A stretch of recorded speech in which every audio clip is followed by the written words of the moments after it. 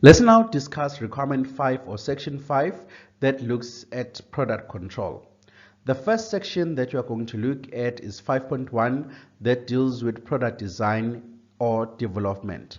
The first change is under clause 5.1.1 where as an addition the company shall have a procedure for new product development and changes to existing product, packaging and manufacturing processes. In addition to that, the procedure shall, so this procedure shall include any restrictions to the scope of new product development to control the introduction of hazards which will be unacceptable to the site or customers. For an example, the introduction of allergens, glass packaging, microbiological risk, or the introduction of ingredients that may affect product claims.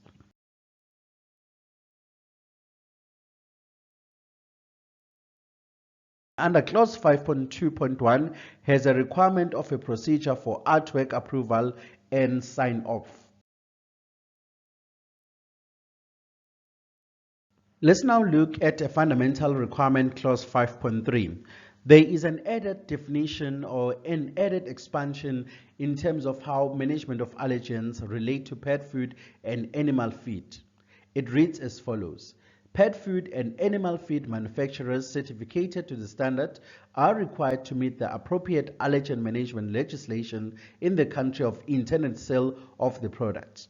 Therefore, if there is no legislation relating to allergens in pet food or animal feed, this section of the standard may be considered not applicable for pet food or animal feed destined for those countries. In some parts of the world, as per the standard, allergen claims are made on pet food or animal feed products. Therefore, where a site makes an allergen claim on pet food or animal feed, it is required to meet all the requirements within section 5.3. So that is an addition on the requirement of 5.3 under management of allergens.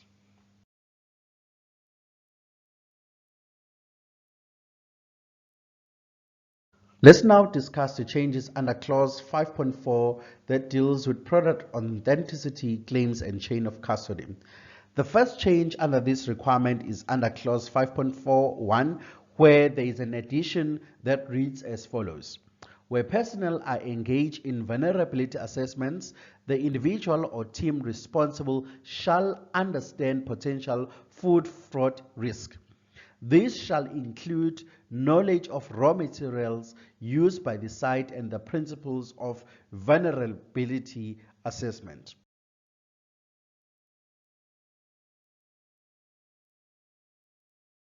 Under clause 5.2, there is an addition of the information that could be used to conduct the vulnerability assessment where the new standard adds that this can include activities completed for clause 1.1.8.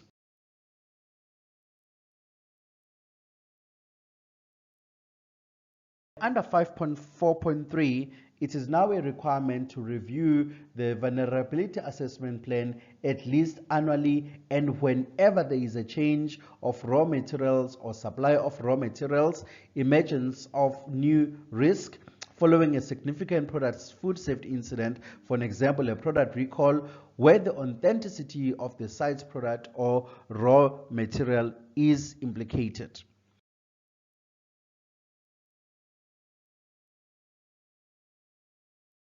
Under 5.4.5, there is emphasis on review of the mass balance at least once every 6 months. If no guidance is given by the scheme the site is certificated to.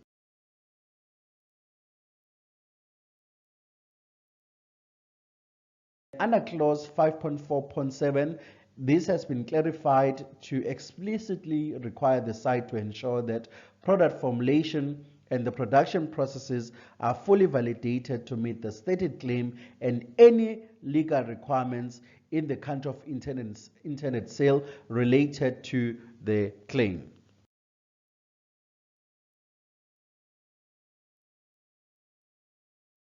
Under clause 5.5, where the standard discusses product packaging, The first change is under the statement of intent, where now it reads as follows: product packaging and processes for the purchase of product packaging shall be appropriate for the intended use. Packaging shall be stored under conditions to prevent contamination and minimize deterioration.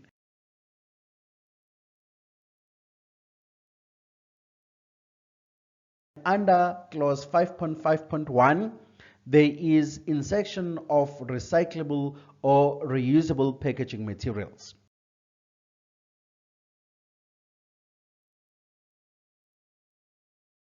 So now let's discuss clause 5.6.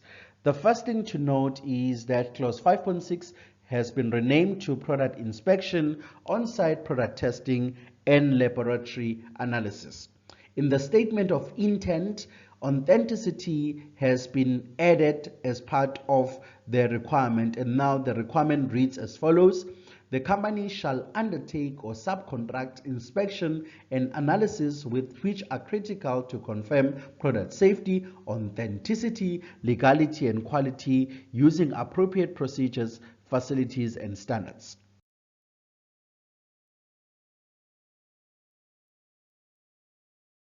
Then let's go to the changes. The first change is under clause 5.6.1, where the methods, processes for obtaining product samples, including where appropriate that delivery to a laboratory, frequency and specified limits shall be documented.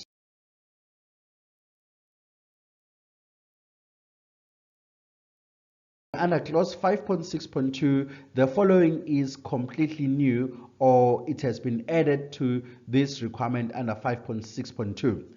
It reads as follows: the significance of an on-site and laboratory results shall be understood and acted upon accordingly.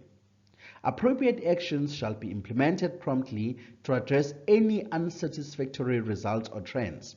Where legal limits apply, these shall be understood and appropriate action taken promptly to address any exceedance of these limits.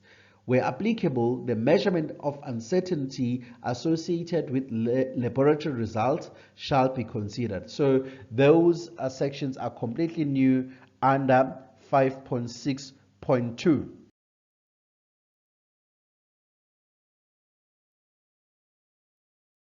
Under 5.6.4, there are just minor additions on the requirement that are not of major concern. But then the one that I'm interested in is 5.6.5, where as part of the testing of laboratory, if it is present on site, the following controls shall be documented and implemented and include the consideration of, the first one is new, the one that I'm going to mention now: operating procedures to contain laboratory activities, including the design and operation of drainage and ventilation systems.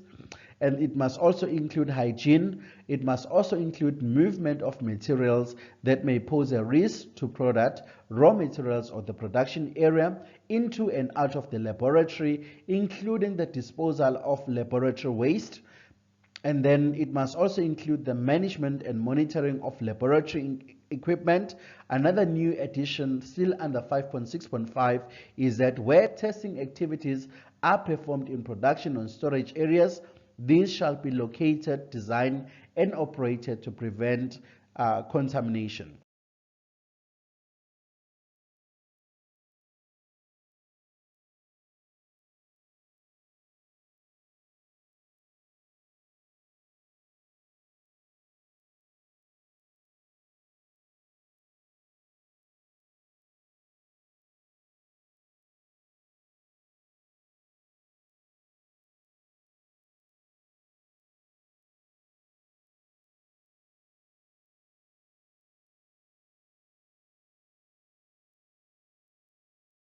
Then let's go to 5.8. There are also changes there where it is renamed to pet food and animal feed, and also the statement of intent has been revised, or it has been defined as where site produces pet food or animal food. of feed, all the relevant requirements from section 1 to 7 of the standard must be fulfilled in addition to the requirements of this section. So it means that all the requirements of this standard are still applicable, and this will then be an addition. The first edition also under 5.8 is under 5.8.1, where the site shall then ensure that pet food and animal feed is formulated or designed for the intended use. So there is a shall there where basically it is now mandatory to ensure that the food for pets or animal feed is formulated or designed for the intended use. For an example, where products are designed for complete diet or as a complementary product. Then in 5.8.2 and parts of 5.8.3, pet food or animal feed are being used interchangeably. So it's no longer just pet food, they also have added or animal feed. Under 5.8.3, there are additions relating to the procedures for the management of the medicated raw materials and finished product, where at minimum these procedures shall include the things that I'm going to mention now are new: supplier approval equivalent to section 3.5.1 for all medicated raw materials, specific staff training on the correct handling of medicated materials, and then the last section that is new is waste disposal mechanism that include the safe and legal disposal and medicated raw materials and products. Under 5.8.4, there is also a new addition where the site is now required to have procedures that are designed and implemented to meet the relevant pet food and animal feed product safety legislation, both in the country of production and in the country of sale.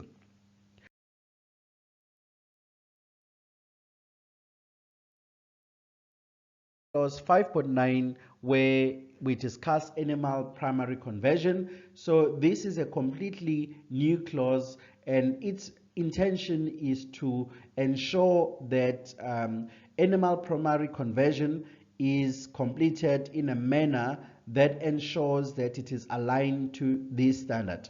The statement of intent of clause 5.9 is that for any primary conversion, the site shall operate control processes that ensure products are safe and fit for intended sale.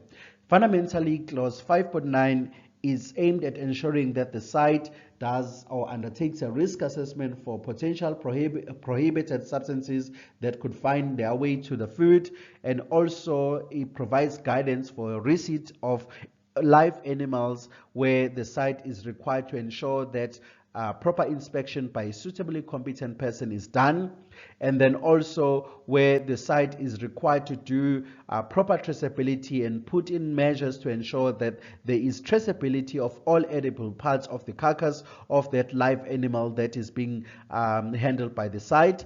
And then on clause 5.9.4, it is a requirement that the site establishes defined time and temperature requirements for all post-slaughter processes. For an example, post-slaughter cooling, processing, storage, and distribution. And it is a requirement that these shall be defined for all chilled or frozen edible parts of the carcass.